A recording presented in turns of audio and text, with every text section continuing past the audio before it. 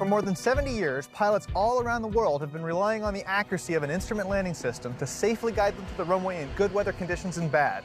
The reliability of the ILS system is no accident. Today, we're going to go flying with NAV Canada in their flight inspection aircraft and see how they measure the accuracy of an ILS.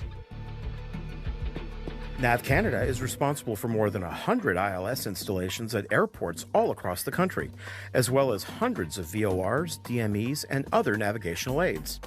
Since all of the nav aids operate by transmitting radio waves into the air, the only way to reliably test their accuracy is with an airplane. To do this, pilots such as Anthony McKay fly specially modified aircraft in a scientific fashion along and around these radio waves. Testing a runway's ILS usually means operating at an active airport, with commercial jets landing on adjacent or sometimes even the same runway. The biggest challenge that we have during ILS inspection, right off the bat, is coordination with air traffic. Because when we show up to do an ILS inspection, we're an awful lot like the construction crew on the highway. So we do slow traffic down. So the biggest challenge is the coordination of our required movements to fit in with the other traffic.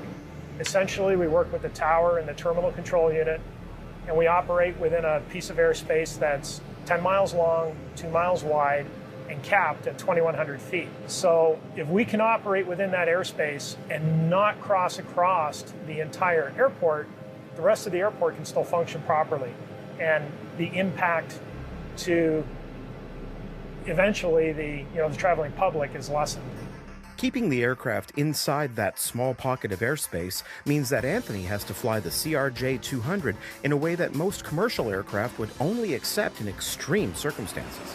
Typically, we come into an airport and we operate at 200 knots. We operate with the gear up, and our maximum bank angle limit that we use is 45 degrees of bank. With that speed, then we have overbank protection for stalls and the turns. We also use flap 8 on all the approaches, and that just gives us a little more buffer, a little more protection against the stall margin. Flying in this manner is certainly no small feat, but when it comes to actually testing the ILS and other nav aids, the flight inspection pilots are essentially taxi drivers. It's up to technical flight inspectors such as Eric Garneau and their kit of highly calibrated instruments to determine the accuracy of the radio beams being emitted. So my job as a technical flight inspector is to make sure that the ILS is performing to the standard of NAV Canada, and so I make sure that what's on the plate there, what's published, reflects what I'm seeing in the air. So I make sure that the coverage is good, the guidance is good, and I check pretty much all the parameters of the instrument landing system. The instrument landing system uses two radio waves, one known as a localizer and the other known as a glide path, to give a pilot guidance to the runway. By using these radio waves for guidance, pilots can fly a precise path to a point above the runway, regardless of whether or not they can see the runway out the window. So each ILS consists of a localizer, which tells you where the center line of the runway is. The second part is the glide path, and that brings the aircraft down on a nice 3-degree approach to the runway, which equates to a descent of between 500 feet per minute and 800 feet per minute. And that'll lead an airplane to that nice soft touchdown that everybody's hoping for. Not all instrument landing systems are created equal. There are 3 different categories of ILS, with Category 1 being the least accurate and Category 3 being the most accurate. On a Category 3, the airplane is allowed to come down to within 50 feet of the runway, and at 50 feet, the pilots either have to see the runway to land or they conduct a missed approach. At the speeds that typical airliners operate at and at those descent rates, at 50 feet above the runway, the aircraft is about 3 seconds from touchdown. So it's a pretty fast decision for the airline pilots to make. With the responsibility of guiding the aircraft that close to the runway, it's easy to see why testing is crucial. To do the testing on the ILS, the flight inspection aircraft makes 12 to 20 runs down or across the localizer and glide path. Well, right off the bat, we're not actually flying the ILS. What we do is we come into an airport like we did here in Toronto today, and we set up the differential GPS system. The differential GPS on the ground is placed at an exact spot at the airport that has been surveyed ahead of time. And then it calculates the position.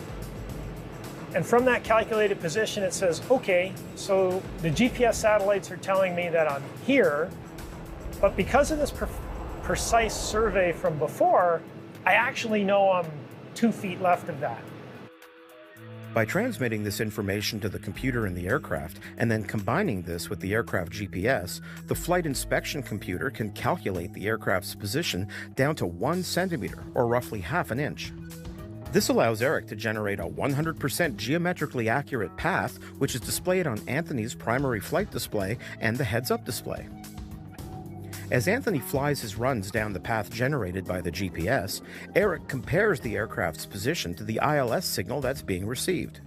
What I'm doing, I'm recording the raw ILS data, and also at the same time, the computer is recording the GPS position. So it's looking at both of them. So if you're right on center line, you would know because the GPS correction will tell you that you're there, and then you're looking at the raw signal, and together it gives you an average of the ILS. So the GPS is there to kind of, it's funny to say, but it acts like a reference point for the ILS. The 12 to 20 runs that the flight inspection aircraft flies when testing an ILS are designed to test all parameters of the ILS system, with each run testing the signal in a different way. So the very first thing we do when we fly an ILS is we do fly the center lines. That becomes our baseline. That's where we're going to measure everything else from. Once we've established that the center line of the localizer and the glide path are accurate, then we move out to the edges. After doing the full-length alignment run, Anthony flies a series of runs where the aircraft will fly the glide slope just to the threshold and then bank out 45 degrees. These runs test portions of the signal such as the upper and lower limits of the glide path or the left and right limits of the localizer. We're checking the edges to make sure that a pilot will get the proper indications that if a pilot is off, it will display that to him properly. As the CRJ goes through these testing runs, Eric carefully monitors the radio signal for anomalies that may indicate an issue with the ILS transmitters. One of the anomalies that can happen is, and it happened many times in the inspection that we just did, is an excursion from the aircraft. So we see that by a spike. So to confirm it, I just ask the pilot. Is there an aircraft in front of the low? I don't see one, but I mean, the truck was going to be right on the runway too, right? That will be one of the anomalies, but we know that it's normal. And the average, normally, it's within tolerance anyway, but if we have any doubt, we redo it.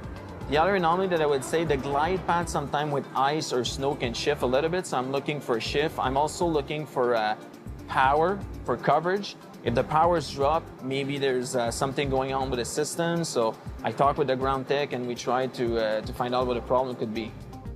Now, the testing regime that the flight inspection team goes through can be fairly repetitive. Testing one runway's ILS can take around an hour to an hour and a half. With a combination of the speed, the bank angle required, and the fact that accuracy comes before comfort, sitting in the back can be rather unpleasant. On a bumpy day, sitting back here, it's not easy. but you know, with time you get used to it. I guess that with time you get better at like motion sickness. But someday, I would say the ride is better than when you're driving your car. Sitting in the front, things can go a lot better. For a former airline pilot such as Anthony, the opportunity to fly as a flight inspection pilot can be a lot of fun. It is real flying. You know, everything is hand flown. We only use the autopilot on the outbound legs to take a little break. But for the types of maneuvers we do, the autopilot can't keep up with what we need to do. So it's hands back on the stick, real flying again. And you know, some days that's really great, and other days, if you're fighting weather and things, it's just like any other job. It can be a little more difficult, but it's a great career here, that's for sure.